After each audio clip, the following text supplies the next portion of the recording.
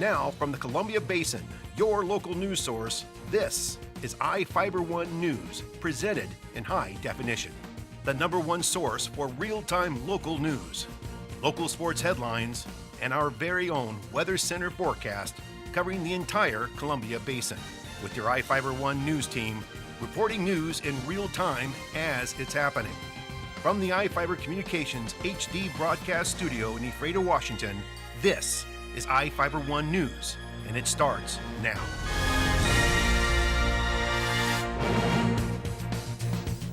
Welcome to iFIBER 1 News. I'm Sarah Brewer with your news from around the Columbia Basin for Friday, May 10th. Tonight, we'll review some of the top stories for this week and a few of your favorites. And we have the latest weather forecast for the Columbia Basin from the iFIBER 1 Weather Center. Our top story this week, about 2/3 of the rodeo ground seating could be closed during the Grant County Fair.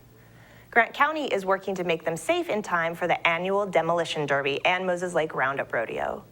The closure of the 4 portable bleachers at the rodeo arena followed an evaluation by Canfield, an Ephrata-based company of insurance and risk management specialists. Both the Columbia Basin Rodeo Association and the Grant County Fairgrounds staff wanted the roughly 40-year-old bleachers examined. The bleachers were constructed from temporary scaffolding. Canfield came back with a series of issues, including places in the safety fencing where a child can slip through. Some of the footings have slipped off the concrete blocks, and the structure is put together with wing nuts. The county is in the process of finding a structural engineer to examine the bleachers, which comprise about 3,500 seats of the 5,249 seats available. They're opening proposals on May 20th and have set a deadline for recommendations of July 11th. Grant County Fire District 7 made quick work of a vehicle fire on Wednesday. Here with a story is Ryan Lancaster. Firefighters with Grant County District 7 put out a fire Tuesday that was reportedly sparked by an acetylene torch. District 7 Chief Kirk Shepard said the fire broke out at about 10 a.m. near the railroad tracks off Road 18.5 Northeast, near Soap Lake. Shepard said the owner of an old International Harvester dump truck had hired some help to cut the vehicle up for scrap using a torch. The fire started underneath the truck and quickly spread, threatening a nearby telephone pole and a field. Crews arrived within minutes and got the blaze under control. For iFIBER 1 News, this is Ryan Lancaster reporting. An underground cable failed and led to a power outage affecting about 800 homes in Moses Lake Thursday night. At about 11 p.m., many customers saw their power go out and quickly come back on, but for many people, it stayed out for a few hours. Some customers saw their power restored in the morning, with full service restored by 6 a.m. on Friday. The areas affected were the homes around Grape Drive, Central Drive, and Valley Road. Homes in the Larson housing area were also without power. The underground cable malfunction led to a transformer near Vintage Apartments to blow and cause a loud boom and blue lights to be seen. The transformer was replaced because of the damage.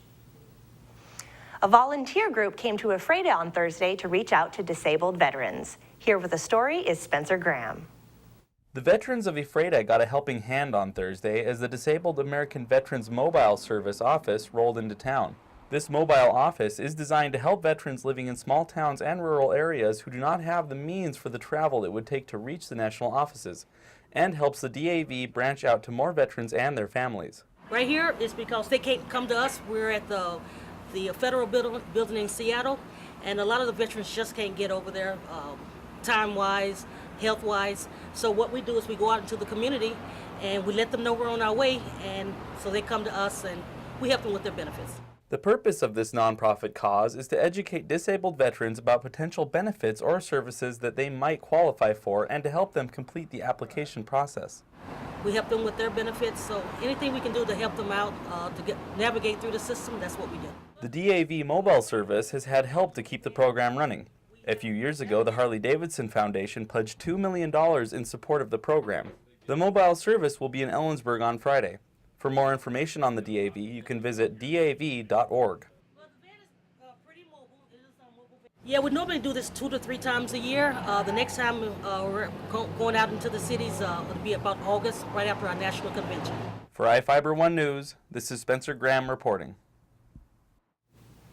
Thanks, Spencer.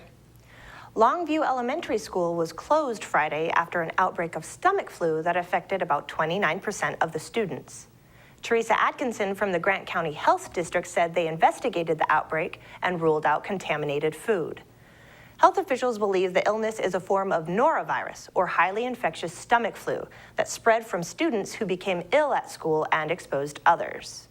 Moses Lake School Superintendent Michelle Price said nearly 29% of students this week reported symptoms of fever, nausea, and vomiting. The district took the unusual step of canceling school for the day to prevent further spread of the illness. Each of the people you see here has warrants for their arrest and is wanted by various law enforcement agencies. If you see any of these people, the DOC asks that you do not attempt to detain or apprehend them, but to call the police. You can also call the Department of Corrections at 509-764-6180 during the day or 509-762-1160 after 5 p.m. We will be back after these messages with the latest from our iFIBER One Weather Center and more news.